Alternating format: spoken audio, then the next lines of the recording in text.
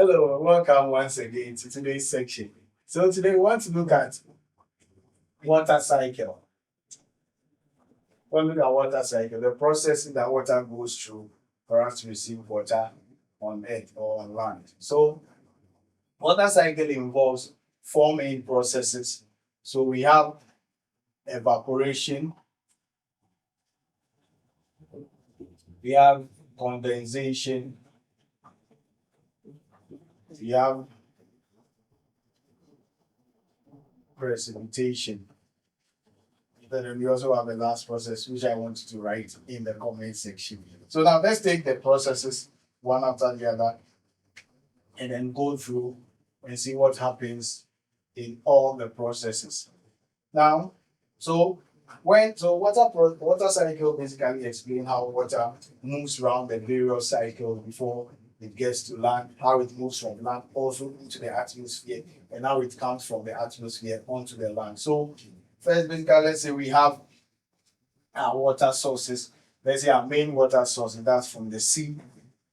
Now, when water rises from the sea into the atmosphere, now as the sun shines, we all know that the main source of heat, which is the sun, and that's also the main source of light. So when the sun shines, it causes water to rise from any water source on the ground. So whether from the rivers, from the sea, from lakes and stuff, water is able to rise from all these water sources into the atmosphere. So the process whereby the water rises from these water sources into the atmosphere is what we call evaporation. So like we looked at when we're looking at the change of state of matter, water changing from liquid state to the gas state. So that process is known as what? Evaporation. So the water rises from all these water sources on land into the atmosphere, and then it's accumulated in the clouds and it's kept there until they condense.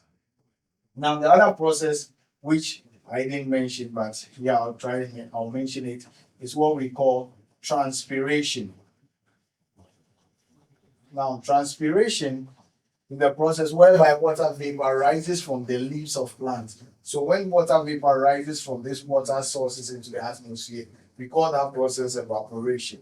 Now when it also rises from the leaves of plants into the atmosphere, so as water enters into the leaves, they are drained through the roots into the plant.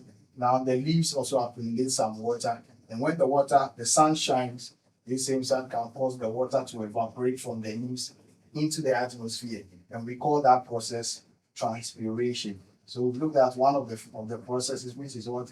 Evaporation. We also have another, which is what? Transpiration. So these two processes causes water to go into the atmosphere. So we have evaporation and transpiration causing water to go or to rise up into the atmosphere. Now, when this water vapors rise into the atmosphere, we have the process known as condensation. So the water vapor will accumulate, and then they condense in the clouds. And then when they condense, they later fall back through the process of precipitation. So the condensation, you have the water vapor accumulating, then they condense in the atmosphere. Then later on, they fall back as rain, they fall back as hail, they fall back as sleet onto the ground, so fall back as snow. So these are various ways in which water vapor can fall back onto the land. So through precipitation, you can see that the water that has risen up into the atmosphere now condenses, and through precipitation, they fall back as either rain, they fall back as snow, they fall back as sleet, they fall back also as snow. In any of these processes we can fall. Now, water is a very essential commodity that we all need in our life. So as students and as individuals, we have to make sure that we preserve our water. Any water source that you have, make sure that we preserve them. We don't dump refuse in them. We don't kill the animals also in them. We try to rather have plants and things around the water bodies. We don't fish with harmful chemicals that will also destroy the animals in them, because water is very essential. And when we all lose water, when there's no water, you know that we are not going to survive, just like I'm also not going to survive. So we should try and then make sure that we preserve the water bodies that we have, so that these processes can still continue, and at every point in time you have water to use for your washing, for your cooking, for everything that you need for you to also drink. Thank you very much. See you around this week. Goodbye.